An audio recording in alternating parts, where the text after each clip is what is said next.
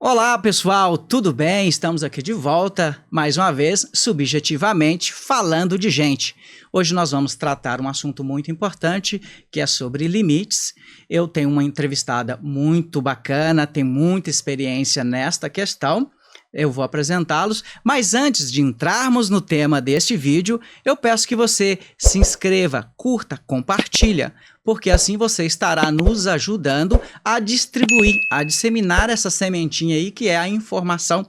Então vem comigo, eu apresento para vocês a Juliana. Juliana, fique à vontade. Quem é Juliana?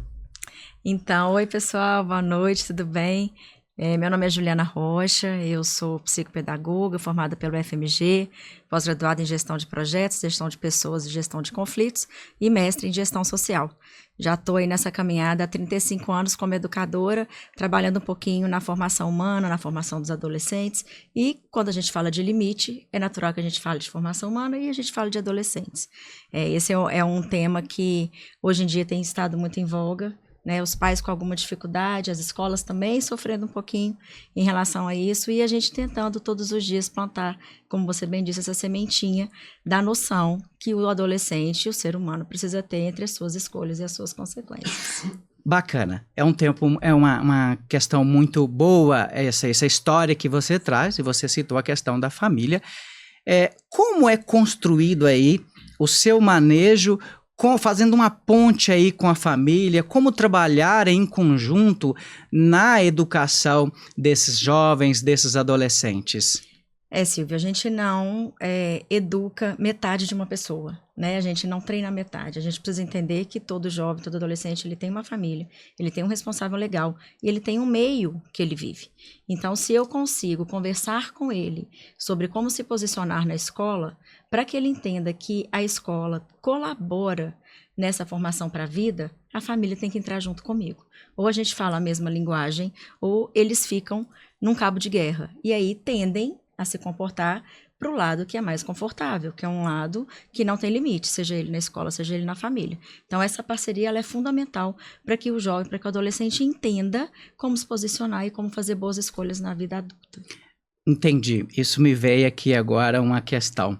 Existe muita dificuldade na condução do seu trabalho quando, de repente, os pais dessa criança, desse adolescente, às vezes eles têm uma resistência em entender esse processo? Como trabalhar ali com os pais de uma maneira com que fique claro para eles a questão do manejo, da construção sociocultural desse adolescente? Essa dificuldade, ela existe? Ela existe. Posso falar na minha experiência, não em muitos casos, graças a Deus, em poucas situações, mas sim, ela existe, é um trabalho de formiguinha. Na educação, ela vem escalonada, muitas vezes a gente educa o pai, educa a mãe, educa o filho, no final tudo dá certo. Então, isso é o que motiva a gente a continuar fazendo esse tipo de reflexão e trabalhar isso com os pais, muitas vezes soa para eles como sendo muito novo. Então, quando eu pergunto no atendimento, e qual a consequência do seu filho em casa para uma situação em que ele viveu na escola? Aí o pai me olha com uma cara tipo, eu preciso dar uma consequência? Claro. Claro, né? Você é meu colaborador, eu sou sua colaboradora. E aí a gente vai discutindo e muitas vezes os pais vão anotando. Isso é muito interessante, né? Chega a ser novo, assim, como que eu criei um filho até hoje sem falar de consequências? Eles usam muito a palavra castigo. Eu gosto muito de desmistificar essa palavra, porque o castigo nos remete a algumas situações históricas onde as pessoas não tinham como mudar. Um exemplo clássico, os negros eram castigados porque eram negros, né? Eu não altero o tom da minha pele. E quando a gente fala de escolhas e consequências, a gente coloca o adolescente no centro desse processo. Aí não é a minha mãe que é chata, ou a minha escola que é muito rígida, ou meu pai é muito bravo. Aí sou eu falando, poxa vida, eu poderia não ter tido essa consequência se eu tivesse pensado um pouco melhor na minha escolha. Então eu deixo de terceirizar a responsabilidade do meu ato e começo a aprender com ele. E fazer escolhas, né, Silvia, é um hábito. Então eu começo com pequenos hábitos e vou crescendo, que à medida que eu vou crescendo, as minhas escolhas vão aumentando. Então eu começo de manhãzinha ali, poxa, eu escolho ir para a escola, ou eu escolho dormir mais um pouco e chegar atrasado. Os seres humanos são sujeitos de escolha desde a hora que eles acordam.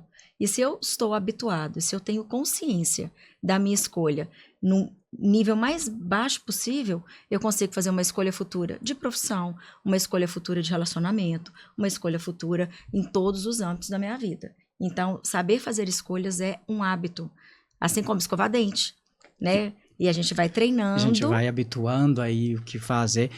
É uma coisa que você falou e a questão de terceirizar a responsabilidade, né? O adolescente, às vezes, ele acaba terceirizando isso. Entretanto, já ouvi comentários de alguns educadores que, infelizmente, alguns pais acabam terceirizando essa psicoeducação ou essa educação, esse manejo aí em entender e construir esses valores. Qual a sua visão acerca disso? Existe de fato essa terceirização neste manejo ou como você pode trazer isso para a gente na sua percepção? Existe sim, Silvio, e eu atribuo isso a duas situações. A primeira delas é, muitas vezes, quando a gente paga por um serviço, a gente paga por um material, a gente quer usufruir. Então, existe um pensamento mercantilista, até muito capitalista, de que eu estou pagando por um serviço. Então, eu destino àquela instituição, àquela escola, a responsabilidade de fazer um pouco que seria o meu papel como pai. A segunda possibilidade é, hoje a gente vive num mundo muito dinâmico, né? Uma sociedade moderna, uma sociedade estressada, corrida, a gente é refém de relógio, de tempo. Então, por falta de tempo, né? E eu escutei isso recentemente, um atendimento, por falta de tempo eu terceirizo, para não desguarnecer meu filho de uma situação que é minha função, como responsável legal por ele, como pai, como mãe, eu terceirizo. Então, muitas vezes, existe uma consciência dessa terceirização. Sim. E uma necessidade disso. E aí a gente não está falando de culpa, a gente está falando de responsabilidade, né? O pai e a mãe não precisam se sentir culpados de trabalharem fora, de terem uma vida frenética. É esse o mundo. Só que a gente não pode se isentar do nosso papel. Como achar esse equilíbrio é o grande desafio. Então, existe a terceirização e a gente trabalha o retorno disso com a família. Olha, ok, estou entendendo a sua correria e está tudo certo. A gente provê para os filhos da gente mediante o nosso trabalho. Sim. Mas, minimamente, o que você acha que a gente pode alterar? E aí, paulatinamente, a gente vai conseguindo trazer esse equilíbrio entre família e escola, terceirização, responsabilização, limites, enfim. A gente vai conseguindo na conversa, na reflexão, são atendimentos muito frequentes, né? A família tem que estar presente na escola, a escola tem que estar presente para a família, tem que ser um ponto de apoio mútuo, senão não caminha. Eu sempre trago essas questões do apoio mútuo, do equilíbrio. Tem que existir esse equilíbrio, porque senão não adianta. As maiores referências para os filhos são os pais, para os adolescentes são os pais. Quando não se tem essa referência nos pais, normalmente se busca essa referência na escola ou em qualquer outro meio. Sim. Qual um benefício você acha, não digo nem benefício, qual uma situação que você acha que a escola pode manejar esse adolescente quando o pai sinaliza, olha, eu não tenho tempo, eu quero que vocês, eu estou pagando, né, como você mencionou, país capitalista, e infelizmente nós temos essa, eu estou pagando, então você faça, é seu trabalho educar o meu filho. Quando já vem com essa ideia para você, como trazer uma lucidez para esse pai que não é mesmo assim? E como você acha também, emendando aí, né, que eu gosto de fazer perguntas uma atrás da outra. Vamos lá. E você que responda. Do meu jeito, fica tranquilo. E aí, a questão de construir esses valores com esses pais, partindo dessa ideia de que a responsabilidade é da escola. A gente precisa entender que dos animais viventes, né, dos seres respirantes, os únicos que detêm o poder da palavra são os seres humanos. Sim. Então, a gente se apoia na comunicação.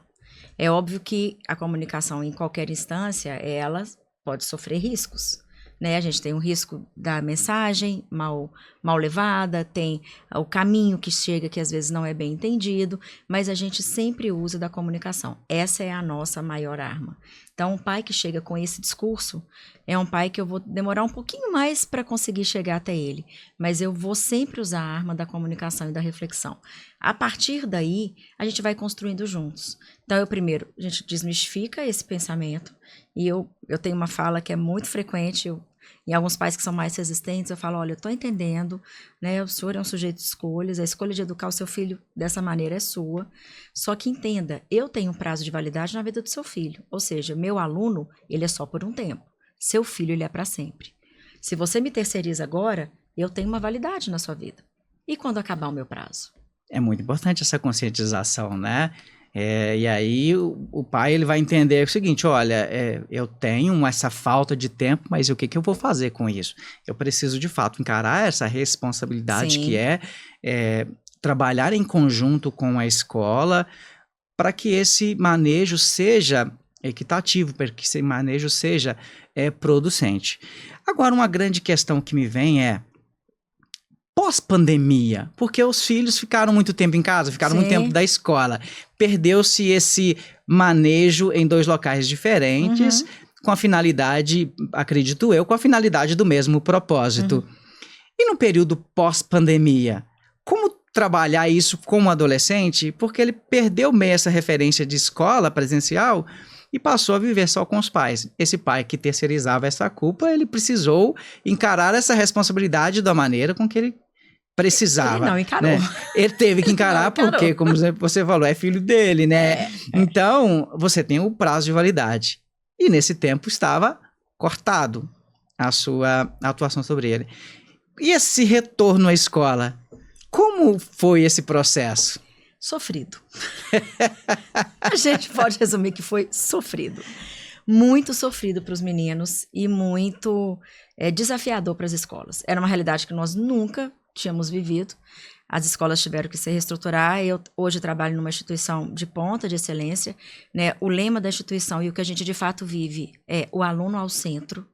Então, a gente precisa focar nesse aluno.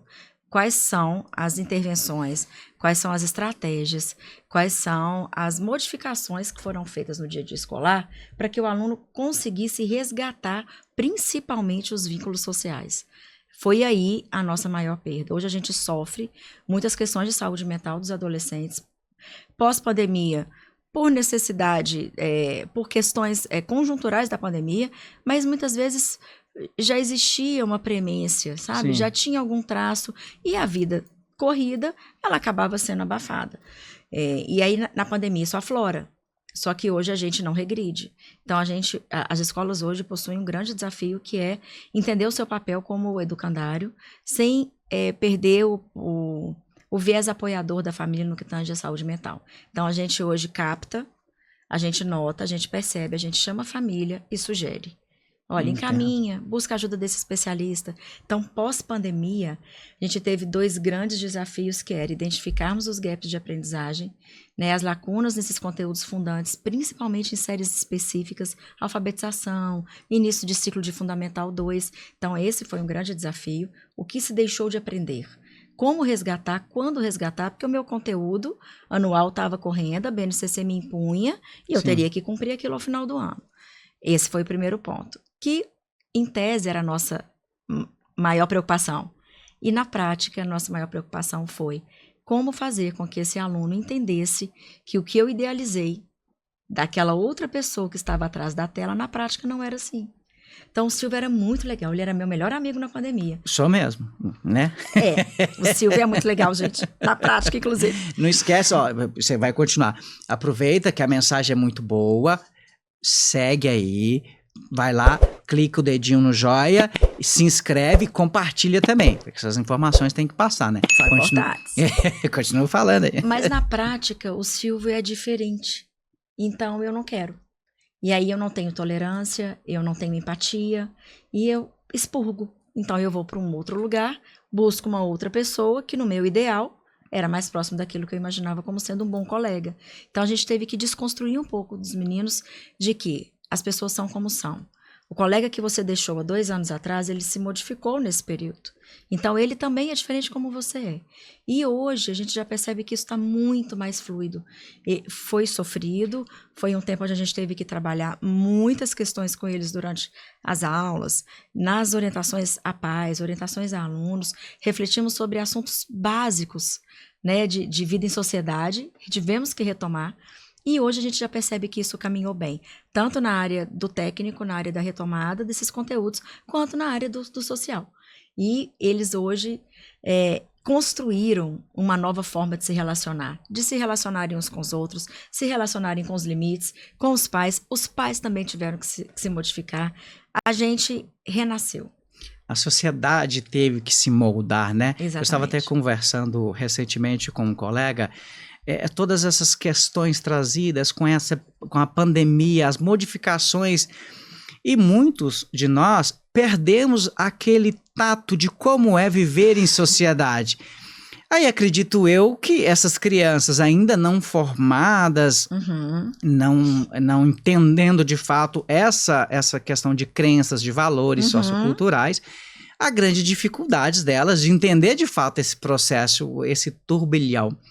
Teve alguma questão específica que te chamou a atenção nesse retorno das crianças à sala de aula, ou foi num contexto generalista que vocês tiveram ali que trabalhar essa questão, essa dificuldade do retorno? O que nos chama atenção no específico são as questões de saúde mental. O que nos chama atenção no coletivo, e escola é um coletivo de individuais, o que nos chama atenção nesse coletivo é exatamente entender até onde eles perderam a noção de escolha e consequência. E aí vem a escola como um papel de limite, né, de falar, olha, você está num espaço onde você não é o único, a gente precisa trabalhar a socialização, vamos retomar as palavrinhas mágicas? O com licença, o obrigado, vamos entender que a internet não é uma terra sem lei, que você não pode falar o que você quiser, tanto no seu Instagram, nas suas redes sociais, no seu WhatsApp, né, vamos retomar, se coloque no lugar. Você gostaria de ouvir o que você falou? Então, aqueles preceitos básicos que a gente treina lá atrás na educação infantil, a gente retomou. Então, a gente vê muito claramente 2 desafios diferentes. No individual, realmente, o adoecimento desses alunos e dessas famílias. Então, de buscar apoio multidisciplinar dos especialistas.